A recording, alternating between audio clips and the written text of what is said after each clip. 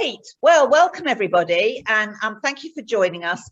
So this morning's topic of the webinar is how to stop living the values and start coaching them. And it's one of a series that we've been doing about how to have great conversations. And for most of you as HR, OD, L&D professionals, what we're going to be talking about here is all about how you can support and encourage all your colleagues in your organizations to use values in the most effective way they can. So I'm just going to start off very briefly, as usual, with a couple of overview slides. So I'm just going to share my screen and share the screen here. Here we go. So we've got the conversation guide will be coming up at the end. That's on the last screen. If you can still see my picture, or you've been looking at my picture, you can see the books in the background, and we'll talk a little bit more about that at the end. But a lot of this content comes from all from the book. Right, I'm just going to ask Helen, can you mute everybody so that then we don't get the background noise? That would be great. All right, so for those of you who don't know us, these are a selection of some of our clients. I know some of you will recognize your own names up there as well. So we tend to work with organizations where people have been moved into management because of their technical, professional or academic expertise, rather than because they're great people managers. And so lots and lots of the people that we work with, you're often working with very intelligent, very capable, very highly educated people, but that doesn't mean that they find talking to others, having great conversations, an easy thing to do. And I know several of you have said to me repeatedly, if only they just talk, that would be really, really, really helpful. Just so you know, you're not alone. Yesterday, I was invited to do an hour's webinar about great performance conversations with the United Nations. And we had thousands of people dialing into that web event, which was an in-house event for them from all over the world, all talking about the struggles that they find in having conversations with people, no matter what kind of work they're doing. So I think the main thing, and just the fact there are so many of you on this morning, is you're not alone in finding this difficult, but we can make progress. So what I'm sharing today, we're going to talk about values at work, and we'll start off with a practical activity. We'll then talk about how you can develop coaching questions. And then finally, we'll talk about using values to coach performance.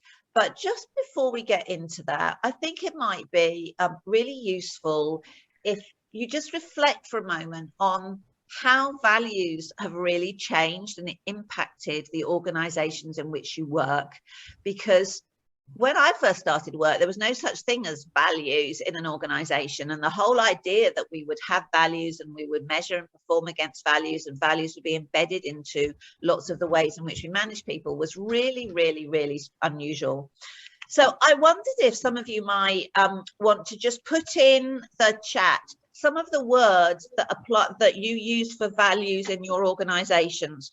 For example, I know that one of the organizations that we work with at the moment has a value of respect. And I know that that value appears in lots of different organizations. Other people have values which might be as varied as killing complexity. We're going to talk about that value later on, to having courage. So would you like to write in chat just some of the values that your organizations have, some of those words that they use, or some of those phrases, because I think those will give us all an idea of what we're talking about. That's great. So we're getting inclusion, and inclusive has come out several times already. Fantastic, supportive, connective. That's really great. Open and honest, integrity. Brilliant. That's absolutely great.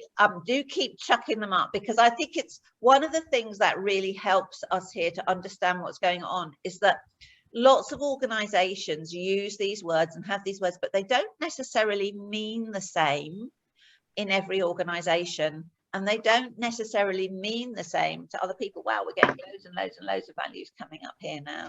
So that's great.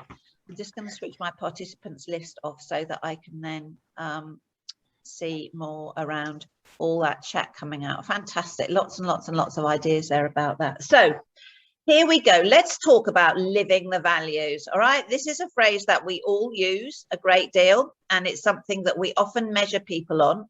So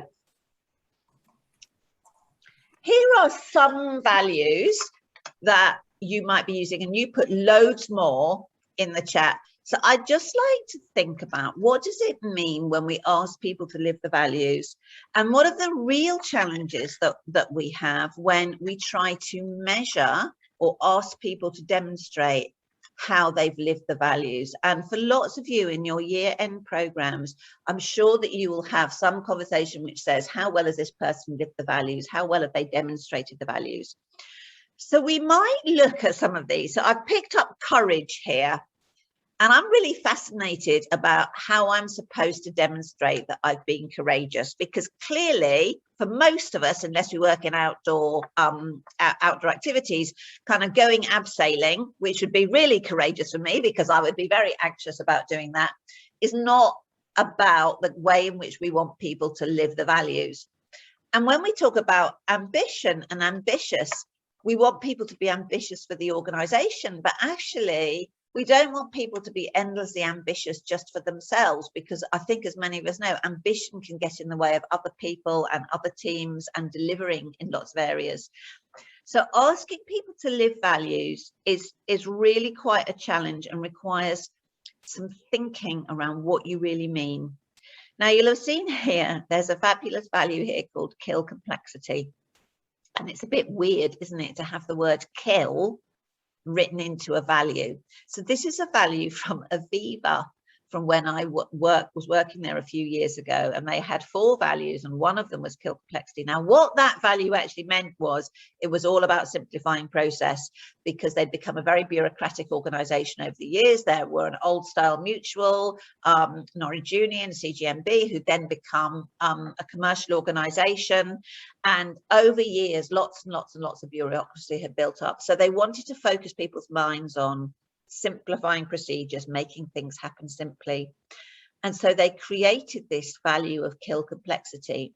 Now, I was quite taken aback by that. But one of the things they said is, it doesn't half get a conversation going about what we mean.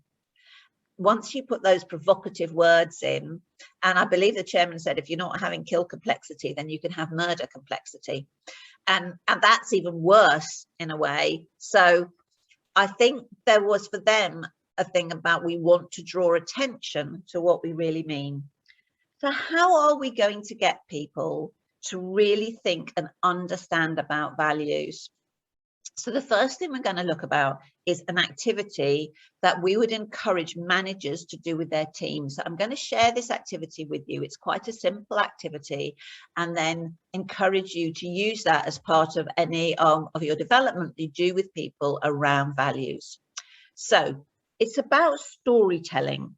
And what we want is people to tell a story about when they saw the values in practice in their own organization.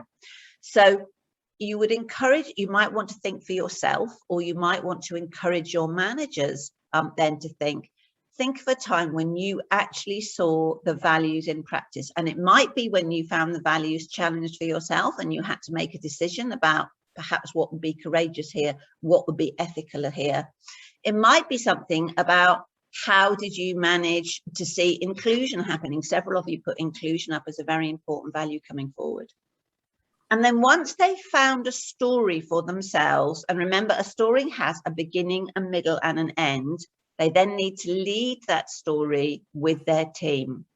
So you can have a team conversation. So start something low key. So maybe you pick up the value inclusive. So what does the value inclusive look like, perhaps to our customers or to our colleagues or to our suppliers? And then you need to share a story around, last week I was faced with a choice, and that choice should relate to that value inclusion. And you share that story, and then you ask each of your team to think about the story and give them a very simple structure, very simple. What was the situation? What was happening at the beginning? What was the middle? What did you actually do? And what happened at the end? What was the outcome? And whilst they're thinking about that story, if you can, point to an example in the team. So I'd like to add that when VJ did this, whatever this was, that was absolutely in line with our value of inclusion. So now they've heard you tell a story about inclusion. They've heard you give an example of someone else being that value inclusive. And now you're asking them to think about a story that they can share with their team and then get their team to share stories. Now, then the challenge comes for those people who can't think about a story when they saw that value lived, is then you would move on to a second question of, can you create a scenario in your work life where you can see that that story would be relevant? So take a very, very simple team conversation, get the manager to share a story, then get everybody to think about that story, and then share as many other stories as you can.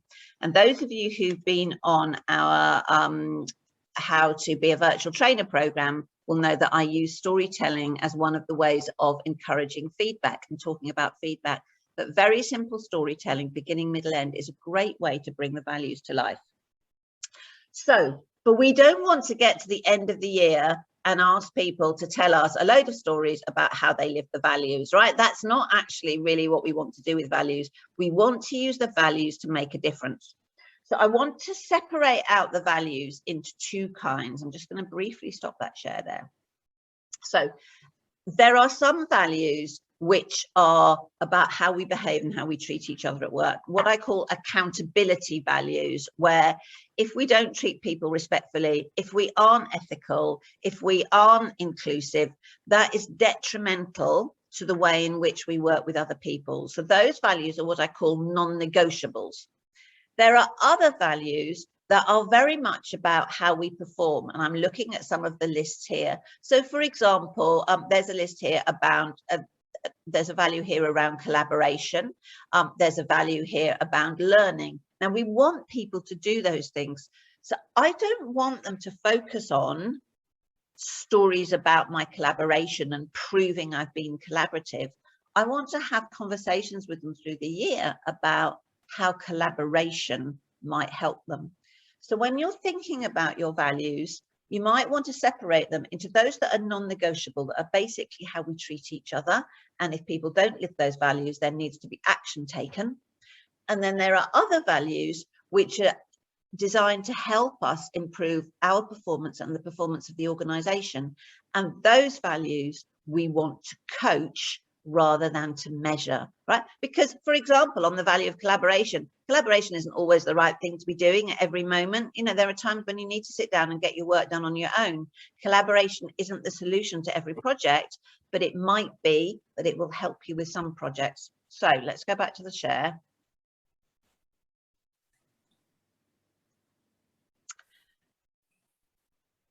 So we now want to think about the values where we're looking at coaching as opposed to the values where we're looking at non-negotiable behaviors. So with the coaching questions, you want to explore with somebody how using that value might help them. So for example, we could pick up the idea of ambition and ask them, what's the most ambitious idea you have for this project? You could think about complexity. How have you killed complexity here? If you did kill complexity here, what difference could that make? So look at each of your values and just think about for yourselves, when in your work might these things help? Now, I know a lot of HR work can very easily end up being very complex. So there might absolutely be some things that you might want to think about. So choose one of the values and create a series of coaching questions that will help somebody unpick. Now, we have done this in a number of very simple focus groups and workshops. I think even with some of you who are on the call, we've done this with some of your teams. And what you can find is that it doesn't even have to be a manager. If you give people some very simple coaching questions around a particular value and then ask them to practice those in pairs, they will be able to support each other, even though they may have had no experience working like this before. So, for example, with a client we did this summer, we were looking at the value of agile, and we gave them some coaching questions around being agile, and then asked them in some focus groups just to use these coaching questions with each other around what being more agile might mean in their work, to help their project, to improve their performance. And many people came out of those very brief kind of 7 or 8 minute conversations going, I've never really understood what agile meant for me before. I've never really found a way to make agile come to life. It's just been a thing. So let's look in a bit more detail at that conversation. All right, so here's the coaching conversation. Remember, every coaching conversation needs to have a beginning, a middle, and an end. And those of you who've done virtual coaching courses with me will know that I focus heavily on using story structures and having narratives around coaching so that we can structure things going very, very well. So here we've looked around assessing using the value agile. So at the beginning, we want to be thinking, what's the key challenge at the moment? All right, and get somebody to explain what their key challenge is. And then let's assume that we might want to explore agile. So what would it mean to be more agile in this situation? And here I've then put in a few simpler questions that might unpick that. So for example, how many people are involved? Is the sheer number of people involved making this project very cumbersome? Could we simply have fewer people to be focused on? How long are decisions taking? What could we do around decisions? So that people see that agile is about making things simpler, making things happen more quickly. You might even ask them, if you had your own way, what's the simplest route to get to a good solution, and explore that with them. So through those beginning questions, you unpick ways in which the idea of agile will help them. You could be doing the same with inclusion. If it's a challenging issue, you'd be doing, well, what's the ethical solution here? So let's imagine that we're talking about, I don't know, running, working with students in a group and seeing that, I know several of you are from universities, seeing that some students are dominating the questions, but you're worried that if you kind of basically push back on those students and say, let's hear from some other voices, that other voices won't come forward. Getting students to talk virtually is a real challenge. What's the ethical thing to do? What's the most inclusive thing to do? How are you going to enable people to feel included if they don't participate very well? So let them use these values to tackle the performance challenges that they face, rather than see them as some other thing that's about how they behave overall. So then get to the middle thing and come up with some very specific suggestions. What could we do? So again, you're coaching. Once we've picked out from the beginning questions where we might go, come up with some very specific things. So here I put, all right, we want to involve fewer people. So then we go into our straightforward. So then what else do we need to do? We then need to be agile. We need to have very quick communications, right? So that everybody knows what's happening all the time. In order to be agile, we need to have absolute clarity about who's doing what. And we need to have agreement on who's got delegated authority. So we could make some very quick, simple decisions around what are the things that we need to put in place with this piece of work that would make it more agile, that would help me with my performance. And then you come to the end. Now, I haven't put in the end of the conversation because I don't know what the end of the conversation is going to be for you. But the classic thing is coaching, when you're coaching for performance, is to encourage people to make some choices, right? So what are the choices that they're going to make, and which of these things are they going to take forward and activate? And if you are also their manager, then of course you will have a view on which choices they're going to make. If you are literally just coaching a colleague, you might not have a view. So this is a very simple structure that you as OD people can take forward. So I'm just going to give you all a little exercise for 2 minutes. Would you like to write in the chat? Let me stop sharing that. Think about one of your values, or if you can't think of one of your values, pick up any of this fantastic list of values that's already in the chat. And would you like to write 1 or 2 coaching questions that are all about how we could use these values to coach performance, rather than use these values to measure, have we lived performance? All right, so let's use it to coach and improve performance. So would you like to write 1 or 2 coaching questions that come in the that might come into the story overall? So Chantel's put a lovely one there about transparent. I wonder what a fantastic coaching conversation might be about being transparent. But let's see, choose any value you like or use one of your own, and let's see what coaching questions we get up as we go along.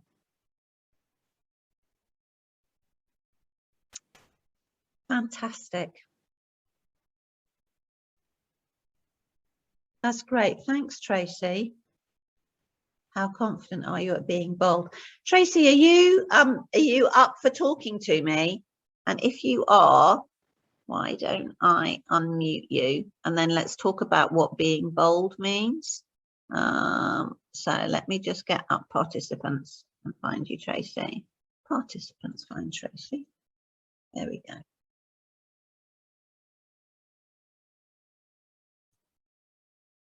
Hi, Hedda. Yeah, I think that's probably one of the values that some of our staff might find more challenging. So I think that's one that I would like people to explore more.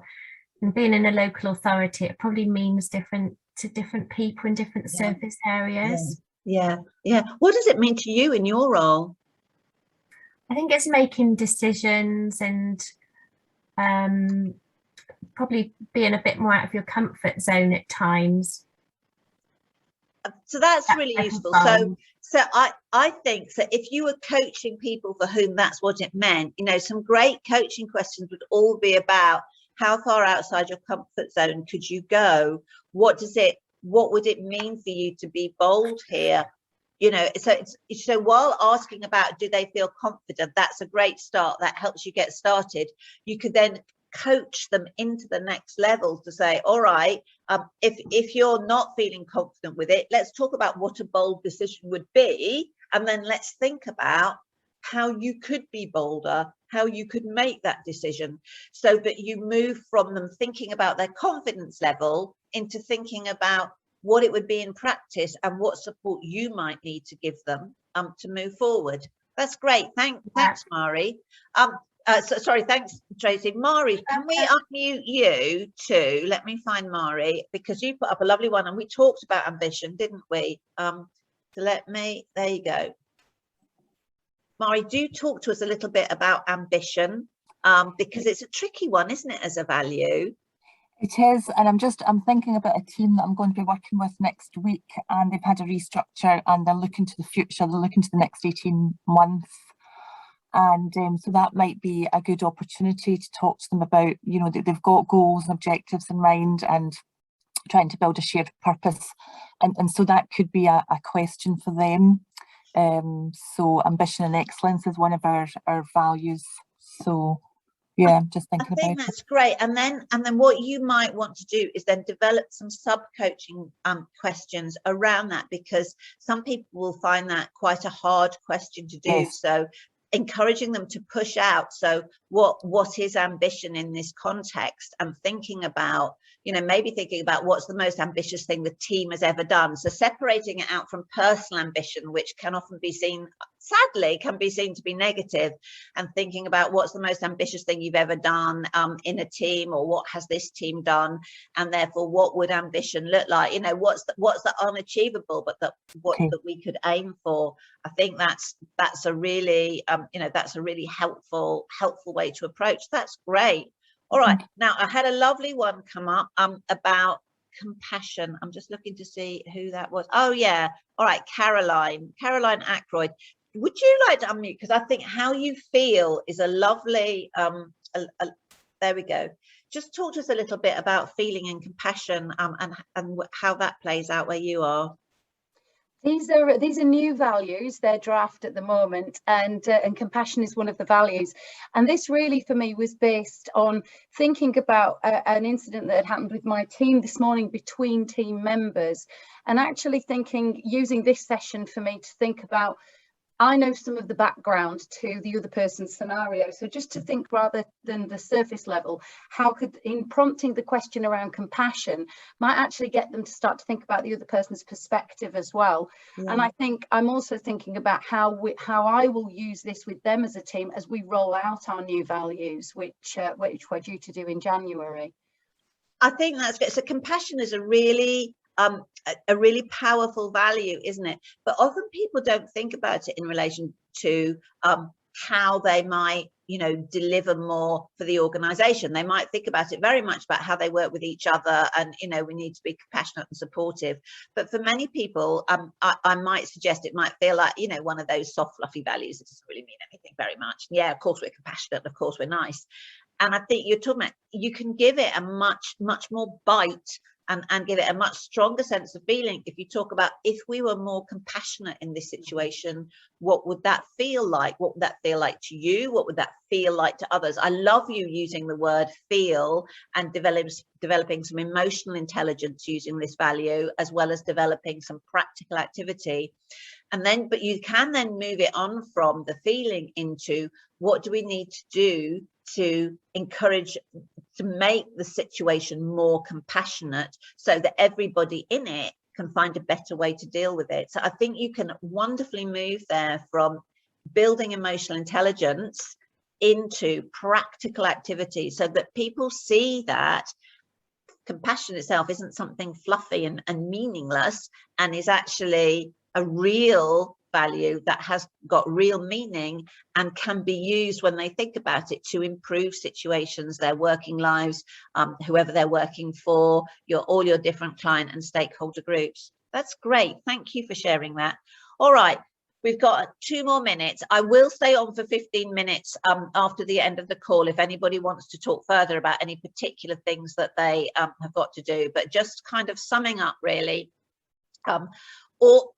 all of this stuff is in my book, The Performance Management Playbook. There are lots of conversation guides in the book, so including a bigger conversation guide around that team activity we talked. I just showed you a tiny bit of that conversation guide. A lot more of that is in the book, and there are, you know, instructions for 15 of all those must-have conversations. It is available online now, and thrillingly, if you are looking at me and you can see me, I'm going to stop sharing at this moment, because one of the clients that we have here who's online, you can also order your own version of the book with your own logo in, and you or your HR director or your chief exec can write their own forward on the book, so that then you can have one of these for each of your managers, so they've got it as a handy book. It's full of pictures, it's full of diagrams, it's full of lots of things, so I hope you find that really helpful and useful, and it's very much a summing up of all our activities. Okay, it's just 10 o'clock, so I'm going to stop the recording now. Thank you all very much for joining. If you would like to stay and ask questions and talk more about any of the challenges you've got with values, I'm delighted to do that. Let me stop the recording.